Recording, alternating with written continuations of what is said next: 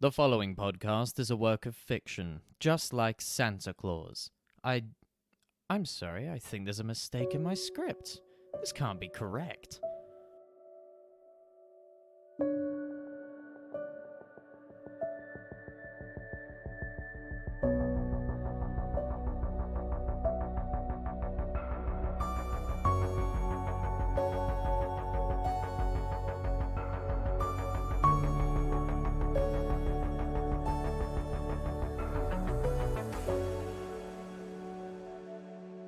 Hello, curious minds, and welcome back to A Beginner's Guide to the Occult.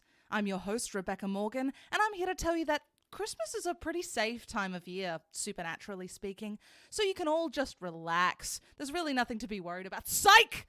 Christmas is terrifying! Buckle up, children. Let me tell you about the Krampus. Krampus is a half-goat, half-demon creature who acts as a counterpart to St. Nicholas in Central European folklore. Whilst St. Nicholas spends Christmas rewarding good children with gifts of breakable plastic toys and overpriced Apple products, Krampus is there to punish the naughty children. How exactly does the Krampus punish naughty children? Well, punishment can range from giving the gift of a gold-painted bundle of sticks as a year-long reminder of the child's misbehavior, all the way up to literally stuffing the kid into a sack and dragging it to hell. Actual hell. He also sometimes eats the children, which I can only assume is because nobody's leaving out milk and cookies for Krampus, and I imagine carting all those kids around burns up mad calories. Is he walking all the way to hell, or is he catching an Uber? Who can say? Krampus has also been known to give children coal, which, we get it. You're evil. You don't have to tell us about your ties to the fossil fuel industry, okay? You're a literal demon.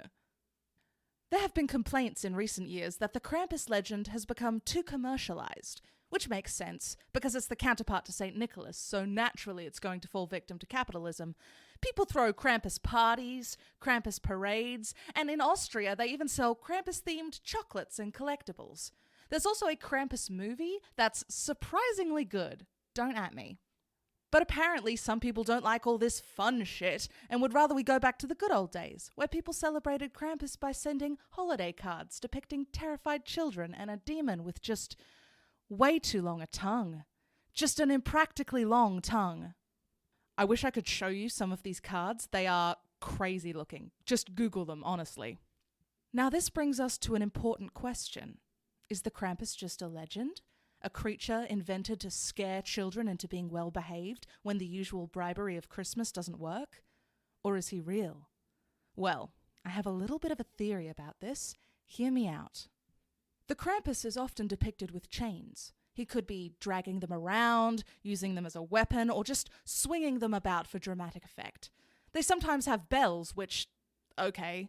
Now, the chains are thought to symbolize the binding of the devil by the Christian church, and maybe they do. Maybe the chains are purely symbolic. Or maybe they're evidence of a failed attempt to capture the beast. Perhaps some poor, old-timey supernatural investigator thought they could save some children by capturing the Krampus. Maybe they thought, well, ghosts hate iron, maybe demons do too.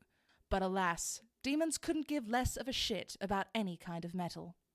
Now, you might be thinking that's a pretty stupid leap of logic, but bear in mind, these people didn't have Google. They also didn't have the huge backlog of research to draw from that we do today. I mean, we all know ghosts are repelled by salt now, but how could we have learnt that without some desperate ghost hunter in the past throwing different spices around a haunted house to see what happens? We all owe Stéphane Dumont a debt of gratitude. He was a brave ghost hunter and an excellent chef.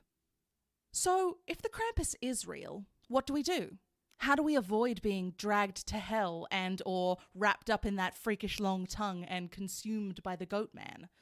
Well, step 1, don't be a child. Okay? Everybody done that? We're all 18 plus? Great. Step 2, don't live in Central Europe. Now, if you happen to be a child living in Central Europe, and there's nothing you can do to change that situation because you're a child living in Central Europe, then there's only one course of action. Be good.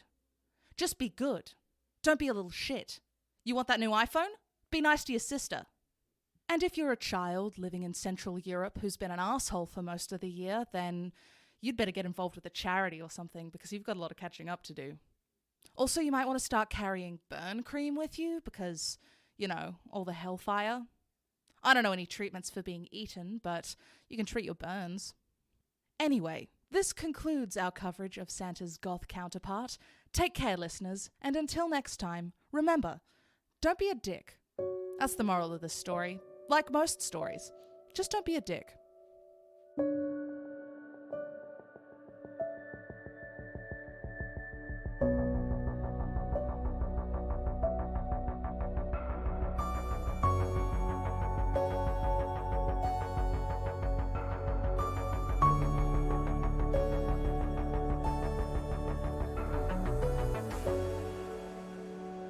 Hey everyone, thank you for listening. If you like this podcast, you can support it on Patreon.